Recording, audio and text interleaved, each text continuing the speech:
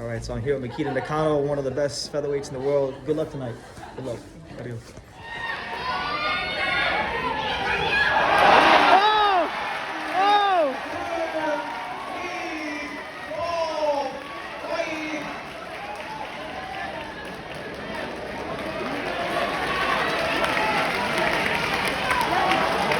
What? Oh, okay, sorry.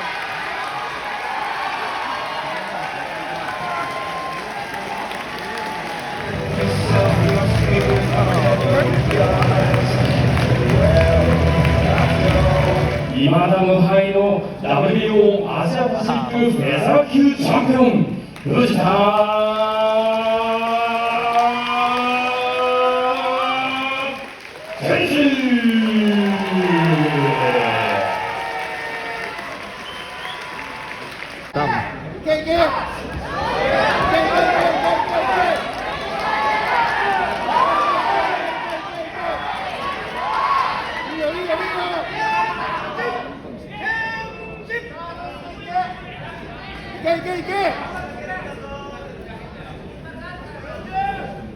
健二まだ喫煙所はそこ知らないです。下まで行かないです。そうだよ。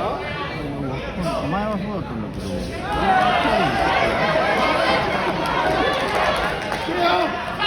I'm here with Shinsuke Yamanaka, a legend in Japanese boxing. This man is the reason why I love Japanese boxing. Yamanaka. My name is Yamanaka, Shinsuke Yamanaka. Yeah. WBC champion. WBC champion. Great fighter. Great fighter. Arigato. がここにいるうちの本物のスクールスポーツのために行こうぜベイビーバン手の国は気をつけて、現実になることがありますからね The untouchable True School Sports Empire, and y'all know the rest, man. This is my post-fight review, my post-fight reaction in the halls of Corkin Hall. And it's for two interesting fights. You know, there were two fights in the featherweight division, two ranked Japanese fighters at featherweight in action. You had Mikito Nakano against Hiroki Hanabusa, and you had Kenji Fujita versus Michael Kasama. So let's talk about both fights. We'll start on Nakano because Nakano, I think, had the better performance. Mikito Nakano, he's the number 9 ranked IBF featherweight contender. He was 11-0 with 10 knockouts coming into this fight. So a big puncher, big southpaw power puncher like many other Japanese fighters. And he was taking on a very tough fighter in Hiroki Hanabusa. You know, Hanabusa has been a very up and down fighter, but he's been one of these fighters that's shown in his career where if you're not focused, if you're not the goods, if you're not, you know, if you overlook him, he can upset you because he's done it to a couple fighters in Japan, right? So it was important for Nakano to stay on very sharp and stay mentally focused and have a great performance, and he did. He wound up dropping him with an uppercut early in the fight, and then he wound up ultimately stopping him in the third round with a I believe it was another uppercut or straight left hand that dropped him. So he gets a third round stoppage. You know, Hanabusa was made to look like a nothing fighter. He's very far from a nothing fighter, and just a bit of a statement, I guess, on the Japanese level. Nakano can still, you know, I think Nakano needs a fight at world level. I think he's conquered Japanese level. He's shown that he can deal with this type of opposition, and I think now it's time for him to really press into getting a world level fight. He can obviously punch. I thought the stoppage was a bit questionable because, you know, Hanabusa hopped right up and he had his balance and had his wits about him, and the referee didn't like what he saw and waved it off prematurely, in my opinion. But nonetheless, he runs his record up to 12-0 with 11 knockouts and looking like a real player in the featherweight division. So yeah, definitely one of the bigger punchers in Japan. You know, he can knock you out with the uppercut, knock you out with the straight left hand. He's got a nice right hook at times too, but he didn't even need the right hook. He got the job done so early in this fight. So really good performance from him. And then you had Kenji Fujita, the number 5 ranked WBO featherweight contender. He took on Michael Kasama, who's been like an all or nothing fighter. He was 10-2, all 10 wins by knockout. His only 2 losses have been by knockout. So it was really interesting to see how Kenji Fujita was going to deal with a puncher. I thought he dealt with him pretty well, and it was really kind of boring in the beginning, but Fujita showed the ability to make adjustments, and he actually became the puncher as the fight wore on. As the fight progressed, he became the puncher.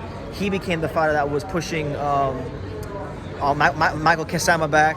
and he just showed a real nice blend of just slick skills, counter punching, being on the front foot. And I think Mikito Nakano, he's probably a little further away from being a world title challenger, but Kenji Fujita is right there. He's number 5. He wins again, so Kenji Fujita should probably be getting a fight with like someone like an Arnold K guy, Bruce Carrington, someone that's high up in those rankings for the WBO. I think it'll be a very tough out for those guys because he's very good at changing his rhythm and his cadence. He's not a big puncher. He's never going to be a guy that sells a lot of tickets, but he's really good at what he does. So 2 of Japan's upcoming featherweight contenders go ahead and do the job. And look, when you talk about the featherweight division in 2025, Japan has 7 fighters ranked across all sanctioning bodies. Tekken Promotions is very hopeful that one of these guys, one of their very own, could break through and win a world title. If Nakano fights for a world title, he's going to have to go the Angelo Leo route. And I'll be honest, he's a good fighter. He will have a puncher's chance. I don't think he's seasoned enough for that kind of fight yet. I think he needs more work, but he always has that puncher's chance. So a guy like Angelo would have to be very defensively sharp against him and anybody that fights him, right? So he's probably gonna go the IBF route. As far as Fujita, if he fights Rafael Espinoza, I don't think he beats Espinoza. He don't punch hard enough, and I don't think he's gonna outbox for 12 rounds. And I think the more winnable scenario for him would be like if the belt goes vacant and he fights like a Shushu Carrington or Arnold K guy, because Shushu Carrington's a very explosive fighter from mid-range, but Fujita can box and move really well, and Shushu kind of struggles with guys that can move and box. So I think that'd be the more favorable scenario for him. But yeah, that's what it is. You guys can see it. Tokyo Dome, Corkin Hall, another one of the books. Make sure you guys stay tuned for all Japanese content and all the content on the channel. And yeah, if you were at the fights, if you've seen the highlights, if you got any opinions on Mikito Nakano and Kenji Fujita, feel free to leave your comments down below. Make sure you guys take the time to subscribe. And like I say in every single one of these videos, you can love me or you can hate me, but I'm just a kid from Dania. So until next time, take care, guys. Thank you for watching another video on the untouchable True School Sports Empire. For more great boxing content just like this, make sure you guys click right over here. Keep watching my boy BT put on the best interviews out here.